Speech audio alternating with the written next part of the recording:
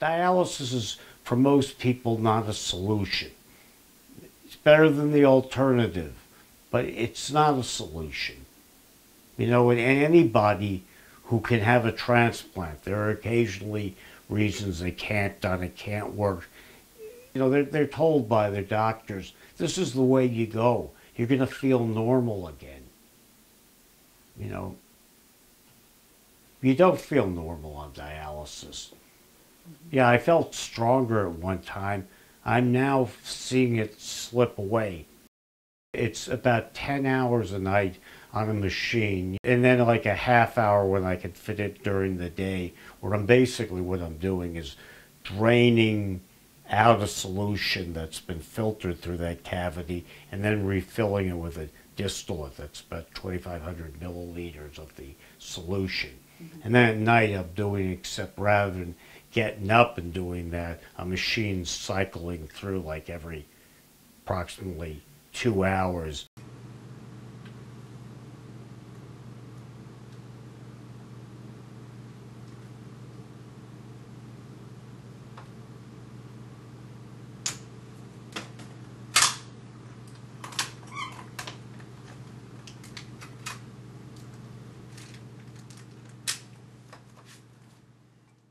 The real problem is it's nothing like having a real kidney.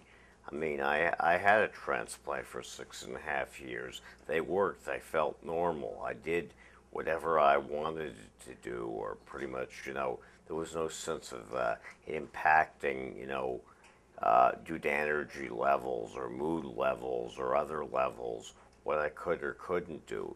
Basically, it sucks. I mean, the impact on my quality of life is just fantastically negative.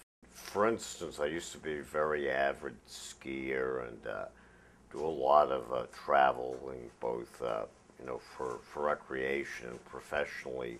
That's all gone now. I can't play guitar now anymore because my fingers are too stiff. It's endless medical visits or stays in hospitals or seeing this doctor or just calling in sick. So I really have no goals, you know. If there's any goals, it's like finish a book or something. But nothing involved, nothing that gives life very much meaning. I wish nephrologists would be a little more open about what the patient is really up against, that this progression I'm experiencing is 95% normal, and just make it very clear, not just, you know, not just to the patient, but to the public. There is no solution. There's actually a great solution. It's called a transplant. Beyond that, there's really nothing.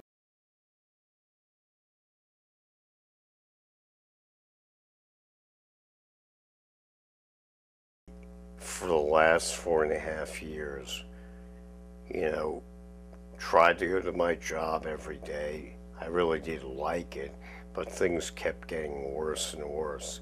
This was not just, you know, issues of would you say directly renal, but all sorts of other things started entering in, like cardiomyopathy, weakness of the heart muscle got pretty profound. Other kind of weaknesses. A myocardial infarction that nearly killed me just out of the blue, that should have been caught, but it wasn't by the doctors.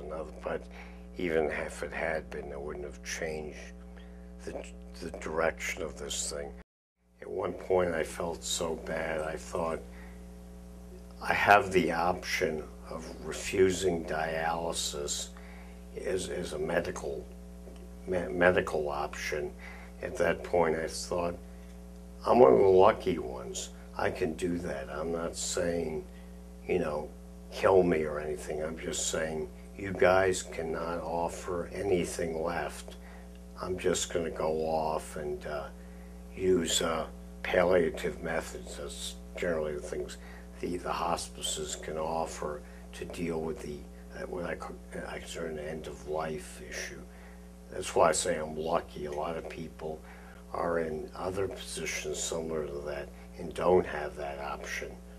They're giving me IV antibiotics twice a week, and the dialysis. I'll stay on the blood thinners. I don't want a stroke. I want to keep that, and they will bring in a hospice nurse who will do the palliative stuff. Okay. So this may be our last visit. That's a huge decision. I felt I could not continue this way, not as I was told more and more, well, we can lop this off, we don't that, we can then put in a prosthetic. The vascular people are saying everything's going to hell. It was a tough call, but it got so mentally exhausting. I thought I fought long enough. Yeah, you've been riding on this road for a long time. And I'm at peace with my decision. People most probably in a worse position having to make a decision, and it'll be different than the one I have. I believe what I'm doing makes a lot of sense. I even had doctors who worked on me say, Steve, if I was in your spot, I'd do the same thing. No, of course a lot of people won't. At some point my own personal feeling is it's not worth it anymore. I didn't give up, I fought, I tried, but I also could see clearly the reality to this and where it was going.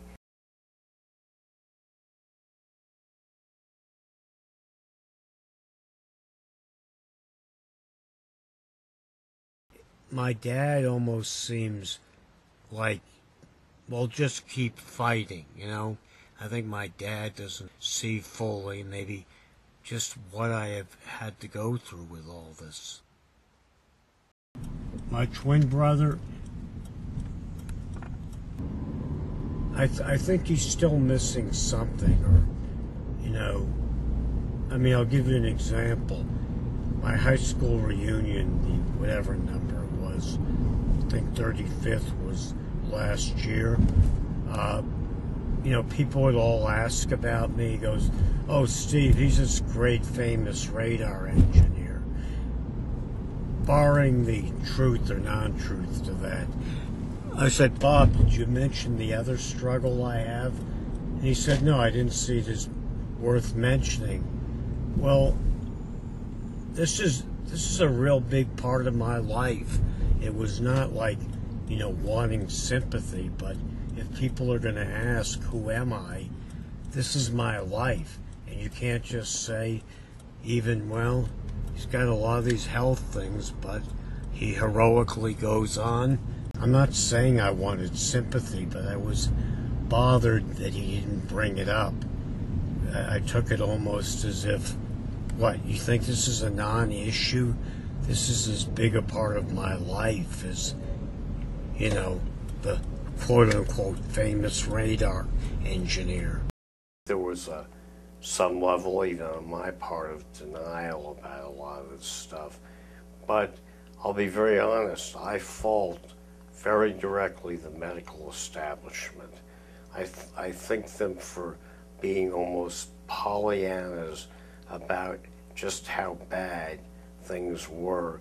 Instead of, well, we'll fix this, we'll try to fix that, we'll change this. I wish they had been more direct. My first wife is a physician, told me, Steve, you're in real trouble, get your affairs in order. And these people never put it in that way, which to me had a certain element of immorality. They should have been much more direct. They need to give their patient a fuller perspective to work from. I can't even get in and out of my wheelchair safely without a nurse's aid or a nurse helping me. It's very unnerving, and it's almost like happening each day, worse and worse. I'm going to miss my wife. Yeah, it is too bad it's come to this, but at some point, I've chosen to do what I'm doing. It's been too hard the other way, and I'm gonna do it for that reason. Is it fair or right?